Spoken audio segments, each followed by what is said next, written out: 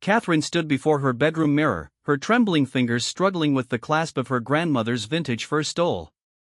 The luxurious mink felt foreign against her shoulders, a weight that seemed to press down on more than just her collarbone. Tonight was the annual Christmas carol service at St. Mary's Cathedral, and, for the first time in 3 years, she would be attending without Michael by her side. The diamond earrings caught the lamplight as she turned her head, sending tiny rainbows dancing across the cream-colored walls of their bedroom. These weren't just any earrings, they were the ones Michael had given her on their 5th wedding anniversary, the ones she'd worn to every important occasion since. The ones she'd almost pawned 6 months ago when the bills piled higher than her diminishing hope. Catherine's reflection stared back at her with tired green eyes that had seen too much sorrow for a woman of 34. Her auburn hair, once vibrant and full of life, now hung in carefully styled waves that couldn't quite hide the premature silver threads that grief had woven through it. The black dress she wore was elegant but practical, purchased from a consignment shop after she'd sold most of her designer wardrobe to pay for Michael's final months of treatment. The house felt impossibly quiet around her. No sound of Michael humming Christmas carols in the shower, no rustling of gift wrap from his secret hiding spots, no gentle teasing about how long it took her to get ready. Just the distant sound of neighbors preparing for their own holiday celebrations and the soft tick of the grandfather clock in the hallway that Michael had inherited from his father. She picked up her phone from the dresser, scrolling through the messages of encouragement from friends and family. Her sister Emma had texted 3 times already, "You don't have to go tonight, Kat. No one expects you to." Her mother had called twice, offering to pick her up so she wouldn't have to drive alone. Even her neighbor Mrs. Patterson, who barely spoke to anyone, had left a plate of homemade cookies on her doorstep with a note saying she'd be praying for Catherine's strength tonight. But Catherine knew she had to go. Not because anyone expected it, but because Michael would have wanted it. He'd loved the Christmas carol service more than any other tradition they shared. He would arrive early to get their usual seats in the 4th pew on the right side, where the acoustics carried the choir's voices most beautifully. He would sing along to every carol, his rich baritone voice blending with hers in perfect harmony. He would tear up during Silent Night, just like he did every year, claiming it was the cold air making his eyes water. The memory hit her like a physical blow, and she gripped the edge of the dresser to steady herself. Grief was like that, it could be manageable one moment and overwhelming the next, striking without warning and leaving her gasping for air. The grief counselor had warned her about this, about the waves that would come crashing over her when she least expected them. But knowing about them didn't make them any easier to endure. Catherine forced herself to breathe slowly, counting to 10 as she exhaled. She couldn't fall apart now, not when she'd already made the decision to go. Too many people were counting on her appearance tonight, though she wasn't entirely sure why. Perhaps they needed to see that she was surviving, that love could endure even after death, that Christmas could still hold meaning in the aftermath of loss. She walked to her jewelry box and opened the small velvet drawer where she kept her most precious items. Inside, nestled against the soft fabric, was Michael's wedding ring. She'd taken it off his finger just before the funeral director had come, unable to bear the thought of it disappearing forever into the ground. Now she wore it on a thin gold chain around her neck, hidden beneath her clothing but always present against her heart. The drive to the cathedral usually took 15 minutes, but tonight Catherine found herself taking the long way, driving slowly through the neighborhoods where Christmas lights twinkled like earthbound stars. Children played in yards covered with the first snow of the season, their laughter carrying through her slightly open car window. Families walked together toward the cathedral, bundled in warm coats and scarves, their faces bright with anticipation. She remembered walking this same route with Michael last year, his hand warm in hers as they crunched through the snow-covered sidewalks. He'd been thinner then, the cancer already taking its toll, but his spirit had remained unbroken. He'd stopped at every house with elaborate decorations, pointing out details she might have missed and making up stories about the families inside. "Look at that inflatable Santa," he'd said, gesturing toward a house covered in twinkling lights. "I bet that family has 3 kids under 10 and parents who drink too much coffee and not enough wine." Catherine smiled despite herself, remembering how he'd always been able to make her laugh, even during the darkest days of his illness. He had a gift for finding joy in the smallest moments, for making ordinary experiences feel magical. It was one of the things she'd fallen in love with when they first met at the coffee shop near her office 7 years ago. He'd been reading a book about astronomy, and, when she'd commented on it, he'd spent 20 minutes explaining why stars were actually time machines. Most people would have thought him odd, but Catherine had been enchanted. The cathedral came into view as she turned the final corner, its Gothic spires reaching toward the star-filled sky like stone prayers. Cars lined both sides of the street, and people streamed toward the massive wooden doors that stood open in welcome. The warm golden light spilling from within created a beacon in the winter darkness, and the sound of the organ's prelude drifted across the snow-covered grounds. Catherine parked her car 3 blocks away, her hands shaking slightly as she turned off the engine. This was it, the moment she'd been dreading and anticipating in equal measure. She checked her reflection in the rearview mirror one more time, adjusting the first stole and making sure her lipstick hadn't worn off. The diamond earrings caught the streetlight, sparkling with the same brilliance they'd held on all those happier occasions. As she walked toward the cathedral, the cold air bit at her cheeks and nose, but she barely noticed. Her attention was focused on putting one foot in front of the other, on maintaining the composure that had gotten her through the past 6 months. People were already beginning to notice her, she could feel their eyes tracking her movement, could hear the subtle shift in conversations as she passed. Mrs. Henderson from the grocery store touched her arm gently as she climbed the cathedral steps. "Catherine, dear, you look absolutely beautiful tonight," she whispered. "Michael would be so proud." The older woman's eyes were bright with unshed tears, and Catherine felt her own throat tighten with emotion. "Thank you," she managed to say, her voice barely audible above the sound of the gathering crowd. Inside the cathedral, the warmth enveloped her like an embrace. The massive space was decorated for Christmas with towering evergreen trees, red poinsettias, and thousands of white lights that created the illusion of stars against the vaulted ceiling. The scent of pine and candle wax filled the air, mixing with the faint perfume of the well-dressed congregation. Catherine hesitated in the narthex, overwhelmed by the sight of so many familiar faces. These were people who had been part of her and Michael's life for years, neighbors, co-workers, fellow parishioners who had brought casseroles after the funeral and checked on her during the difficult months that followed. They meant well, she knew, but their concerned looks and carefully worded condolences sometimes felt like weights she couldn't bear to carry. She spotted their usual pew and felt her heart clench. The 4th row, right side, where she and Michael had sat for every Christmas service since they'd been married. Where they'd held hands during prayers and shared hymnals during carols. Where he'd proposed to her after the Christmas Eve service 5 years ago, getting down on one knee right there in front of God and everyone. Taking a deep breath, Catherine began walking down the center aisle toward their pew. The soft murmur of conversation seemed to quiet as she passed, and she became acutely aware of her footsteps echoing against the stone floor. The first stole felt warm and protective around her shoulders, like her grandmother's arms used to feel when she was a child and needed comfort. Several people reached out to touch her arm or squeeze her hand as she passed their pews. Dr. Matthews, who had fought so hard to save Michael's life, gave her an encouraging nod. Sarah from the church choir smiled warmly and whispered, "Save me a dance at the reception." Even cranky old Mr. Peterson, who usually complained about everything, looked at her with something approaching admiration in his eyes. But it was the empty space beside her in the pew that hit her hardest. She sat down carefully, smoothing her dress and adjusting the first stole, trying to ignore the hollow feeling that seemed to expand in her chest with each breath. This was Michael's spot, where he would have sat with his arm around her shoulders, humming along to the prelude music and pointing out parishioners whose holiday outfits amused him.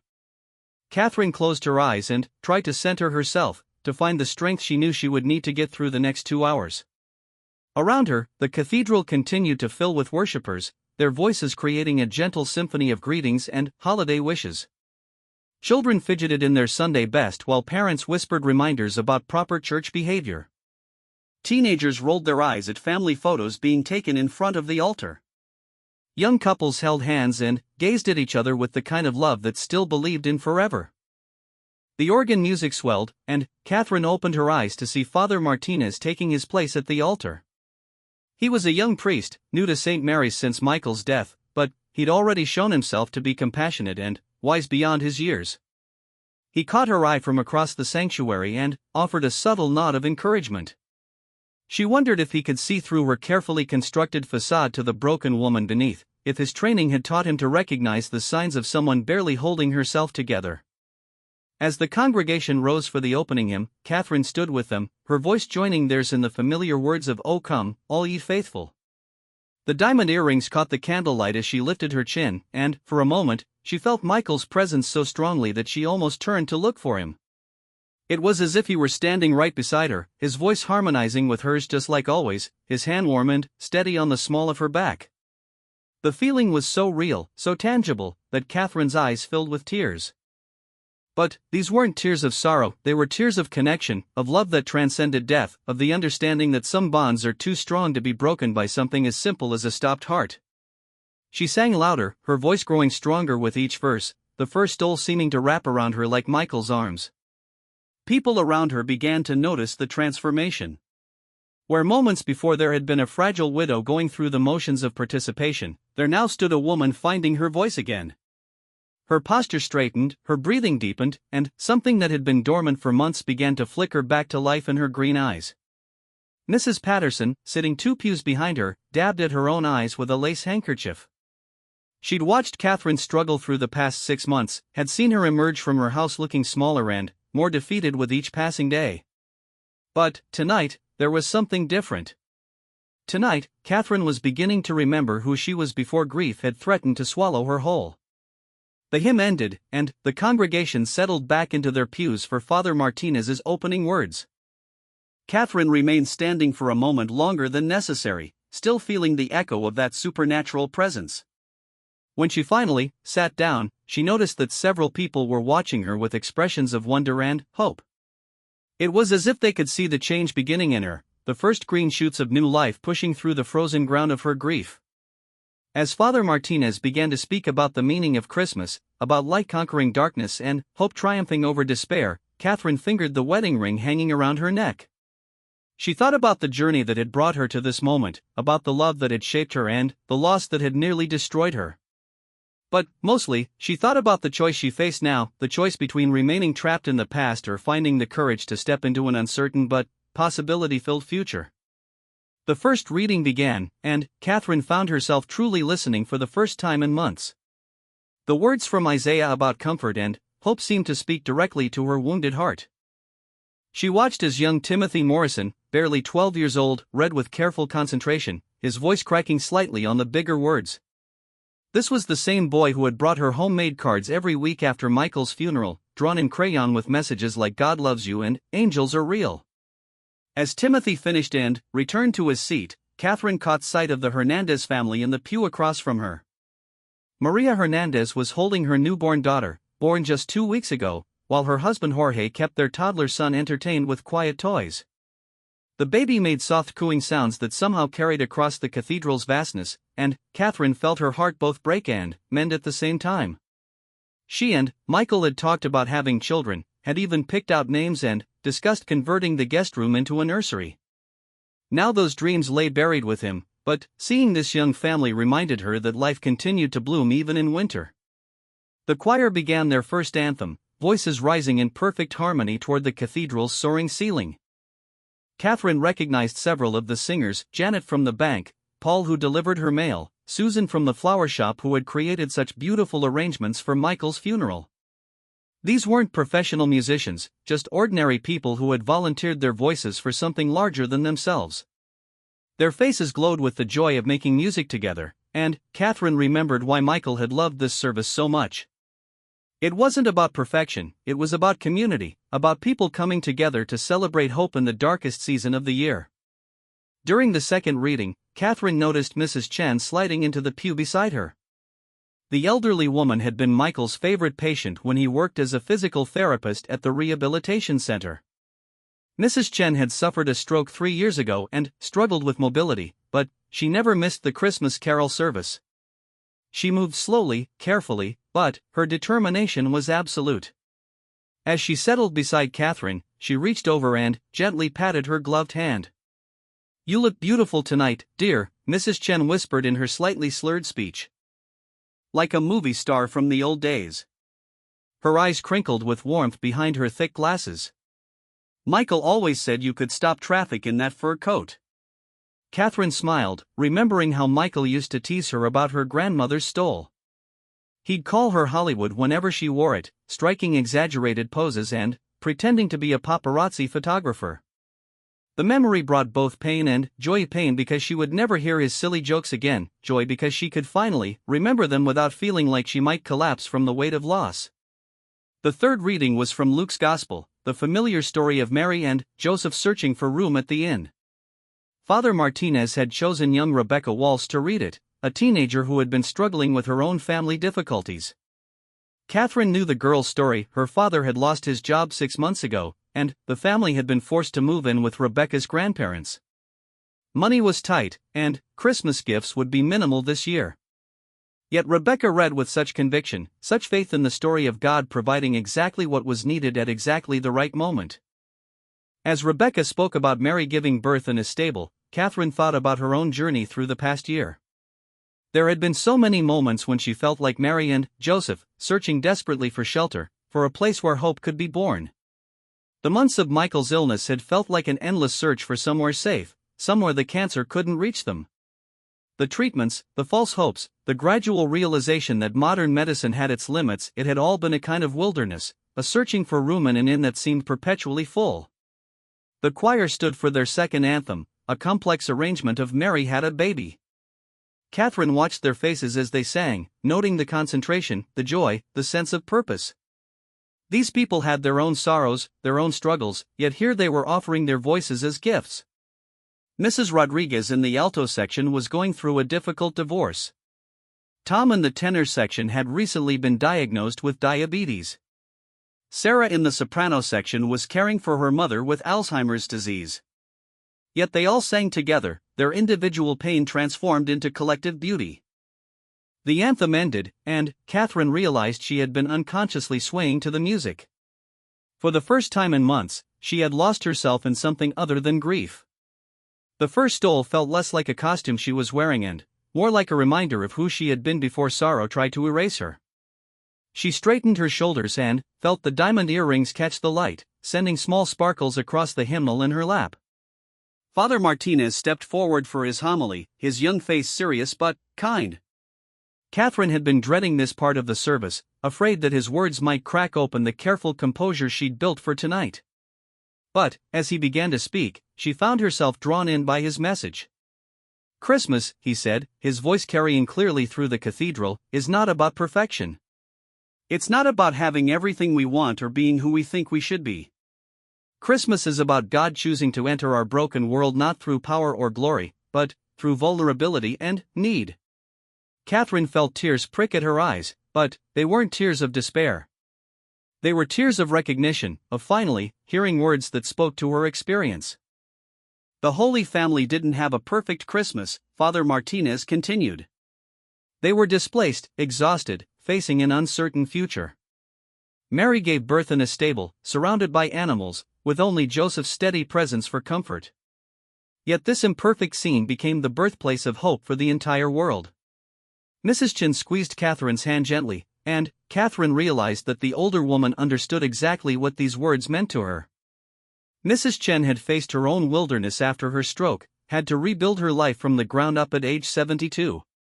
Yet here she was, still showing up, still believing in the possibility of new beginnings. Perhaps, Father Martinez said, Christmas is most real not when our lives are perfect, but when they're broken open enough for God's light to enter. Perhaps the stable wasn't a second choice, but always part of the plan. Catherine thought about the past 6 months, about how grief had broken her open in ways she never could have imagined.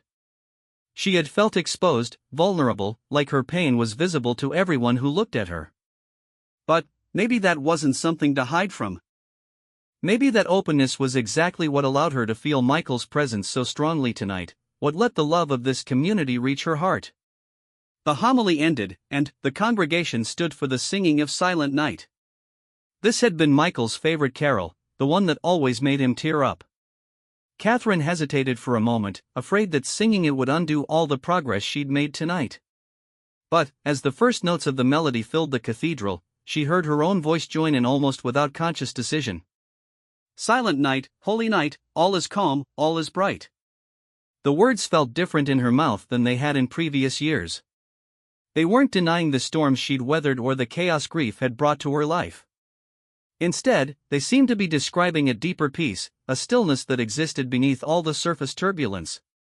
As the congregation sang, Catherine became aware of the individual voices around her. Mrs. Patterson's wavering soprano behind her, Jorge Hernandez's rich bass across the aisle, Timothy Morrison's changing voice cracking on the high notes. Each voice carried its own story, its own mixture of joy and sorrow, yet together they created something beautiful and whole. The diamond earrings swayed gently as she sang, and Catherine imagined Michael's voice harmonizing with hers. Not as a ghostly presence or a figment of grief-induced imagination, but as a real part of who she was now.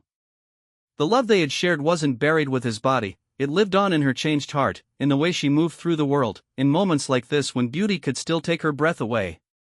During the carol's final verse, something shifted in Catherine's awareness. The cathedral didn't feel so vast anymore, the empty space beside her didn't feel so cold.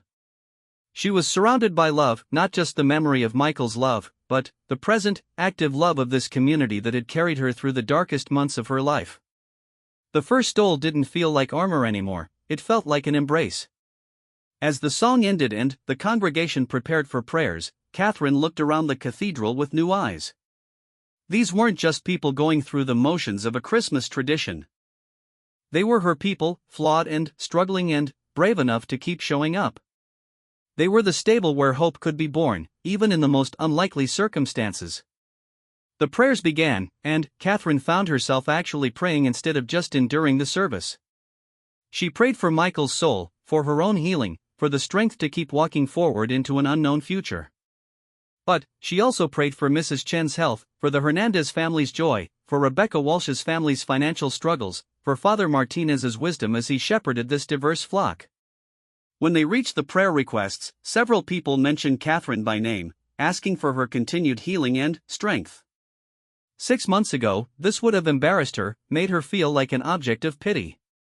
Tonight, it felt like being held up by dozens of loving hands, like being reminded that she didn't have to carry her grief alone. The offering was collected to the sound of the organ playing "What Child Is This?" and Catherine watched as people gave what they could. She saw Rebecca Walsh's grandmother slip a few crumpled dollar bills into the basket, Jorge Hernandez contribute what looked like his last 20, Mrs. Chen carefully count out exact change from her small purse. These weren't wealthy people giving from their abundance, these were ordinary people sharing from their need, trusting that giving somehow made the gift multiply. Catherine reached into her purse and pulled out the envelope she had prepared before leaving home. Inside was a check larger than any contribution she had ever made before, money from the sale of some of Michael's medical equipment that she no longer needed. She had debated for weeks about what to do with these funds, part of her wanted to save every penny against an uncertain future. But tonight, she felt called to give, to transform something that represented loss into something that could bring hope to others. As the basket passed to her, Catherine placed her envelope inside with a prayer that the money would find its way to families like Rebecca's, to programs that helped people like Mrs. Chen, to any place where love needed practical expression. The gesture felt like a small resurrection, a way of bringing life from death. The service moved toward its climax with the singing of "Joy to the World," and Catherine felt something she hadn't experienced in months, actual joy. Not happiness exactly, which felt too fragile and temporary, but a deeper gladness that came from recognizing that she was still capable of connection, still able to be moved by beauty, still alive in all the ways that mattered most. The final blessing was pronounced, and the recessional hymn began. Catherine remained seated for a moment as people around her began to gather their coats and exchange Christmas greetings.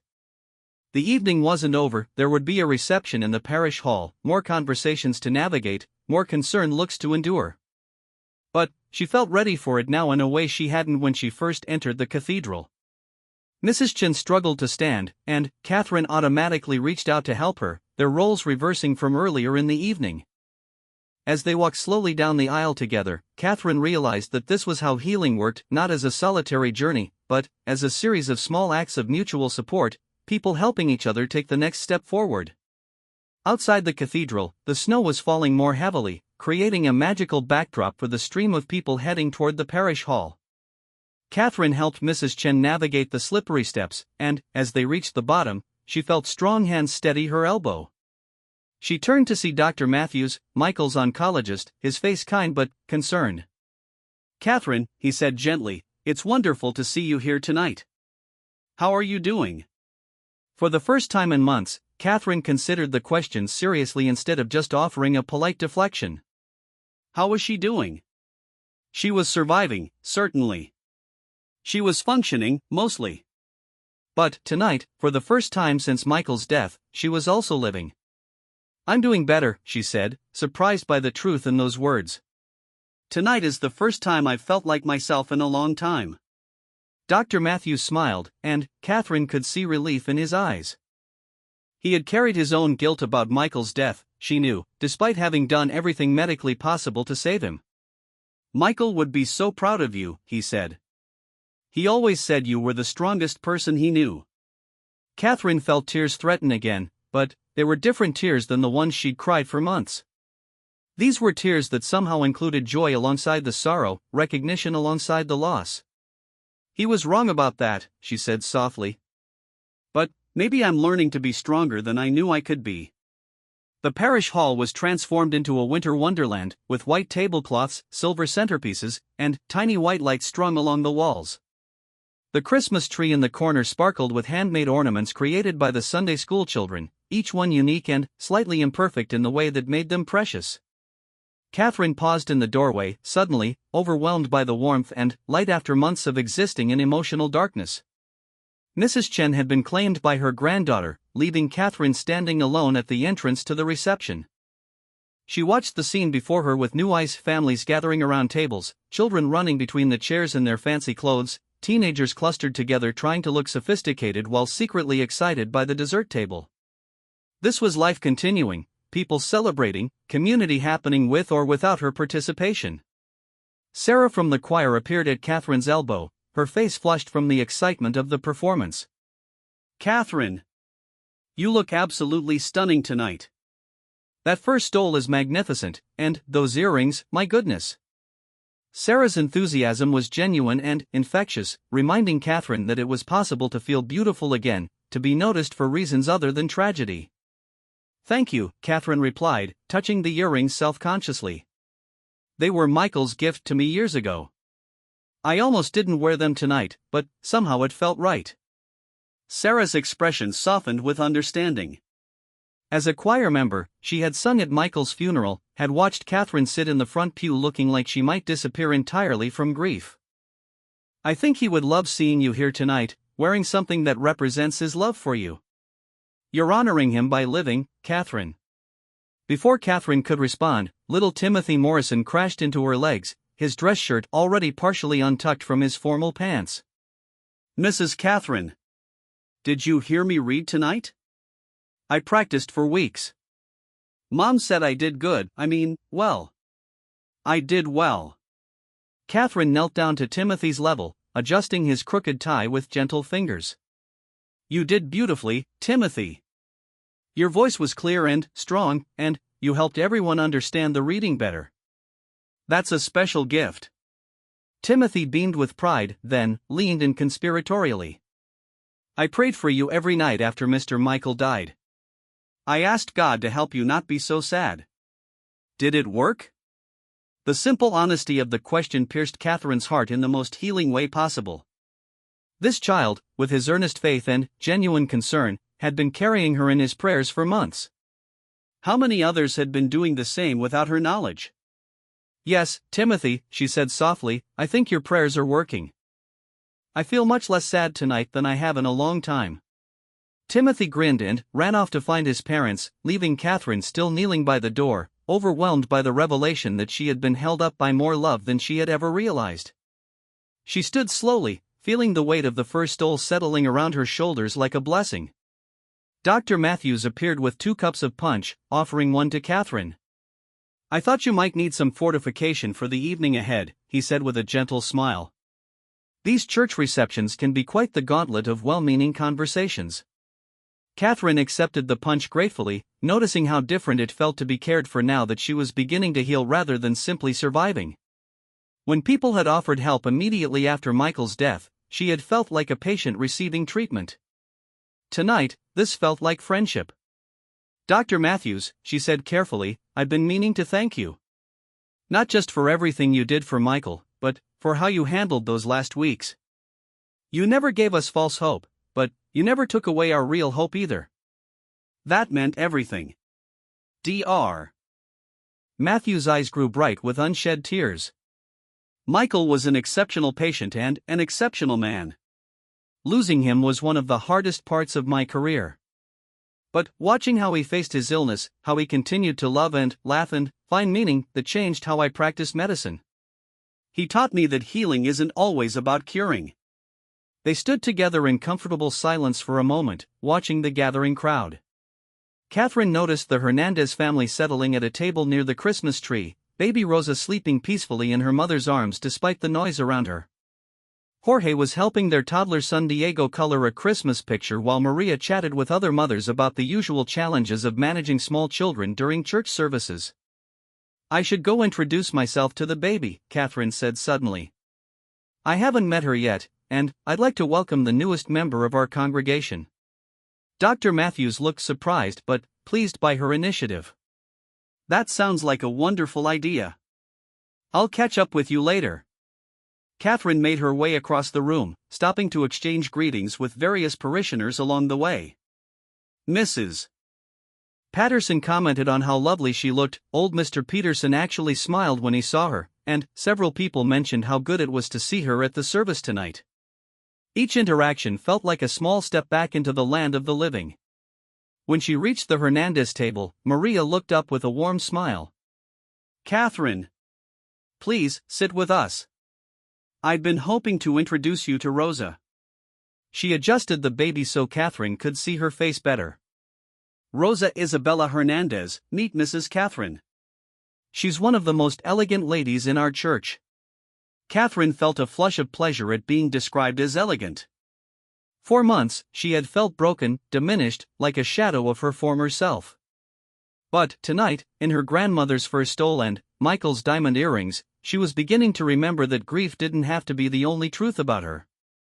She's beautiful, Catherine said, gently touching the baby's tiny hand. Rosa stirred slightly, her perfect miniature fingers wrapping reflexively around Catherine's finger.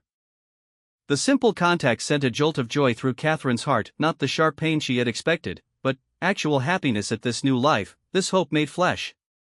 Jorge looked up from helping Diego with his coloring. Mrs. Catherine, Diego has been asking about you. He remembers when you brought him those cookies after his bicycle accident last summer. Diego looked up at the sound of his name, his face breaking into a grin when he saw Catherine. Mrs. Catherine. Look what I'm coloring. He held up a picture of the nativity scene, his crayons creating a rainbow of colors that bore no resemblance to traditional depictions but captured something joyful and alive. That's wonderful, Diego, Catherine said, genuinely charmed by his enthusiasm. I especially like how you made the star purple and green. That's very creative. Purple is my favorite color, Diego explained seriously. And green is for hope. Mama told me green is the color of hope. Catherine caught Maria's eye across the table, recognizing the wisdom behind that simple teaching.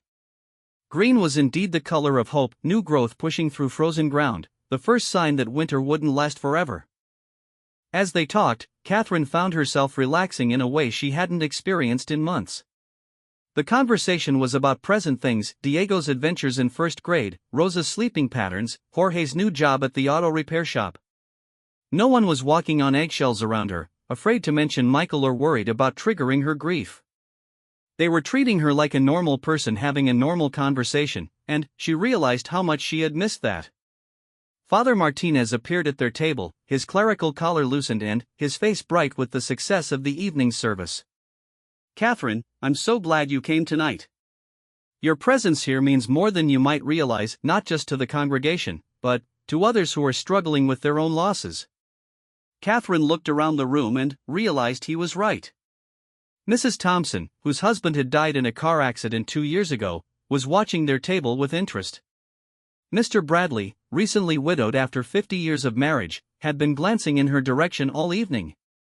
She wasn't just attending tonight as someone in need of comfort, she was serving as an example that it was possible to survive devastating loss and still find reasons to dress up, show up, and participate in the community.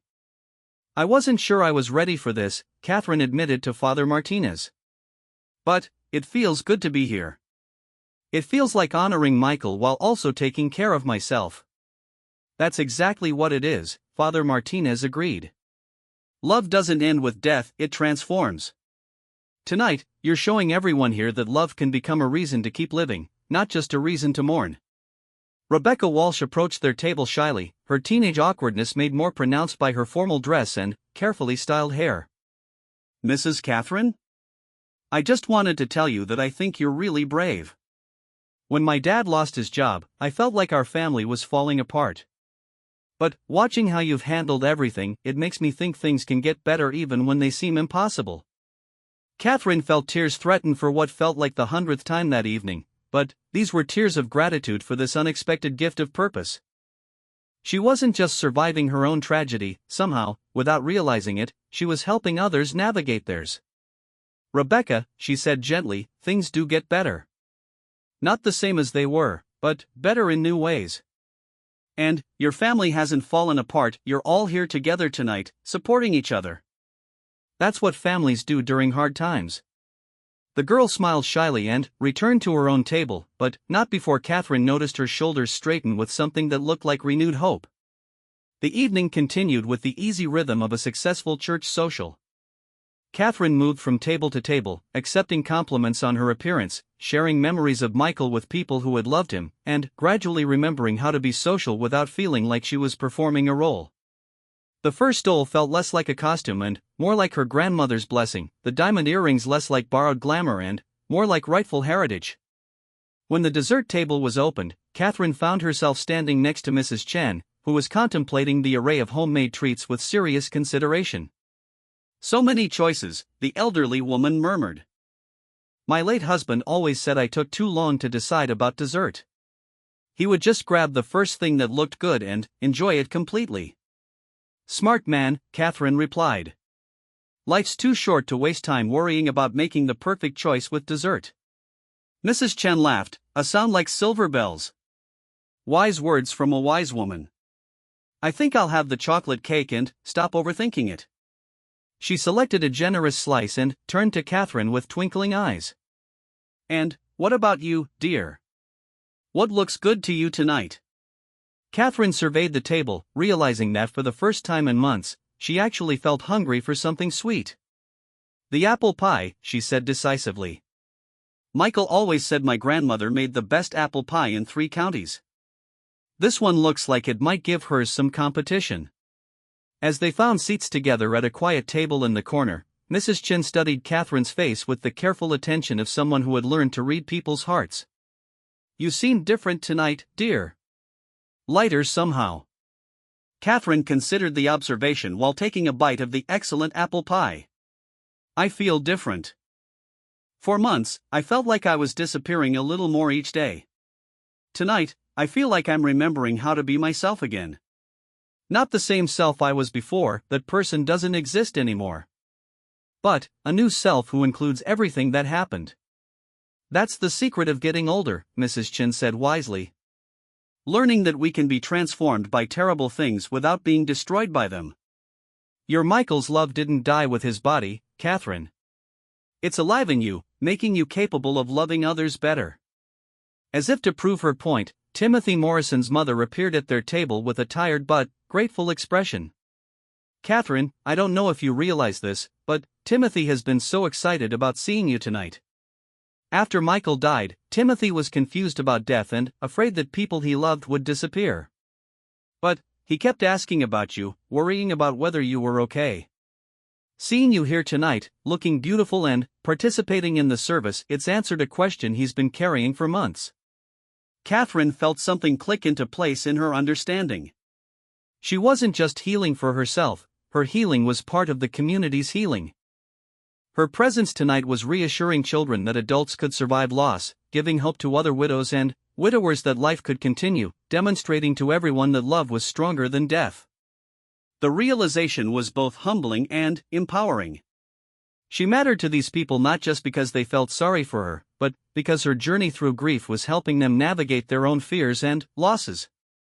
The fur stole and diamond earrings weren't just beautiful accessories, they were symbols of a woman who had descended into the valley of the shadow of death and was climbing back toward the light. As the evening began to wind down and families started gathering their coats and collecting tired children, Catherine felt a profound sense of completion. Not the completion of healing, she knew that would take much longer, but the completion of a circle that had begun when she decided to attend tonight despite her fears.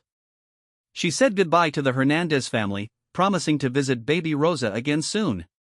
She hugged Rebecca Walsh and whispered encouragement about her family's financial struggles. She helped Mrs. Chen navigate the exit doors and waited with her until her granddaughter arrived to drive her home. Standing on the cathedral steps as people dispersed into the snowy night, Catherine felt Michael's presence again. Not as a ghostly visitation or wishful thinking, but as a warm certainty that love continued beyond the grave, that the connection they had shared was eternal and unbreakable. The diamond earrings caught the light from the cathedral's windows as she turned her face up to the falling snow. For the first time since Michael's death, Catherine felt genuinely grateful to be alive. The drive home through the snow-covered streets felt completely different from her anxious journey to the cathedral hours earlier. Catherine's hands were steady on the steering wheel, and her heart felt full in a way she had almost forgotten was possible.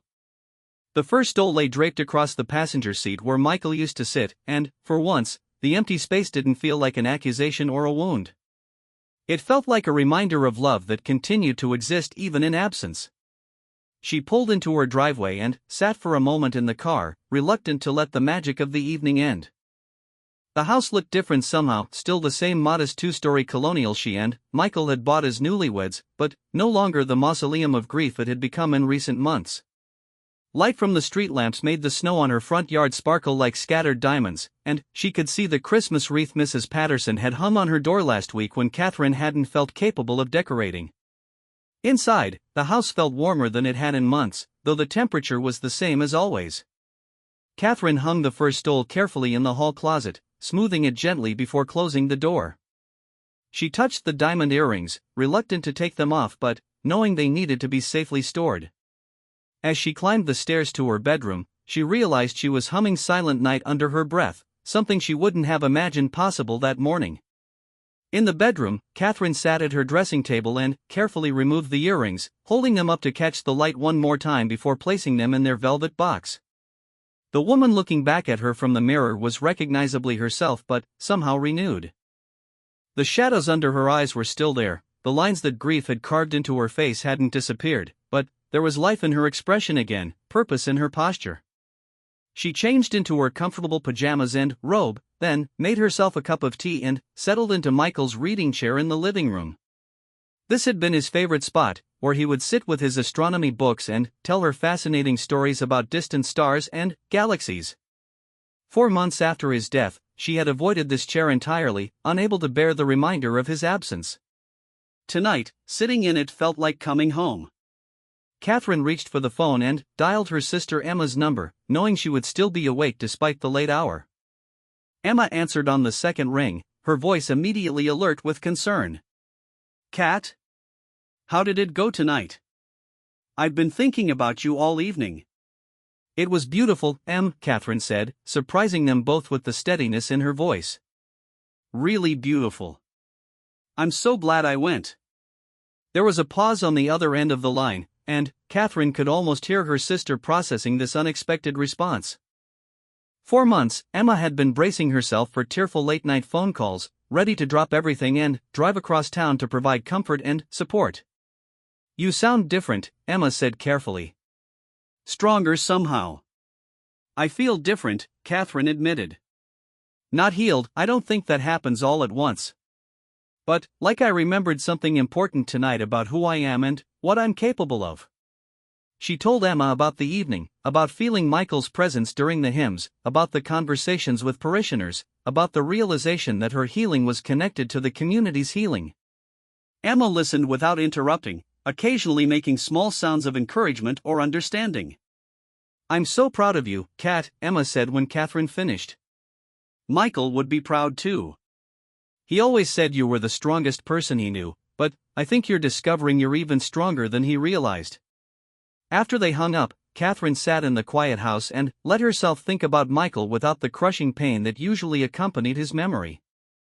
She thought about their first Christmas together as a married couple, how he had insisted on cutting down their own tree despite her protests that it would be too much work. They had trudged through the snow at the Christmas tree farm for hours, debating the merits of various pines and firs until they found the perfect one. It had been too tall for their living room, and they'd had to cut 2 feet off the top, but Michael had declared it the most beautiful Christmas tree in the history of Christmas trees. The memory made her smile instead of cry, and Catherine realized this was what people meant when they talked about healing. It wasn't about forgetting Michael or getting over his death. It was about being able to remember him with joy instead of only pain, to let the love they had shared become a source of strength rather than just a source of sorrow. She thought about the choice that lay ahead of her, how to build a life that honored her past while embracing her future. For months, she had felt trapped between 2 equally impossible options: forgetting Michael and moving on, or staying frozen in grief forever. Tonight, she began to see a third possibility: carrying Michael's love with her as she moved forward, letting their relationship continue to evolve even though he was no longer physically present. The grandfather clock in the hallway chimed midnight, officially marking the beginning of Christmas Eve. Catherine stood and walked to the living room window, looking out at the snow-covered street where other houses glowed with warm light. In those houses, families were sleeping peacefully, children dreaming of Christmas morning, parents grateful for another year of health and togetherness. She felt connected to all of it, not as an outsider looking in, but as someone who belonged to this community of imperfect people doing their best to love each other well. Her phone buzzed with a text message from Dr. Matthews: "Thank you for being there tonight. Seeing your strength gives hope to all of us who knew and loved Michael." Catherine smiled, realizing that she had somehow transformed from someone who needed comforting into someone who could provide comfort to others. More messages followed throughout the next hour. "Sarah from the choir, you looked absolutely radiant tonight. Thank you for sharing your light with us. Mrs. Chen's grandmother wanted me to tell you that sitting with you was the highlight of her evening. Even Rebecca Walsh, thank you for what you said about families sticking together. I feel more hopeful about everything now." Catherine read each message with growing amazement.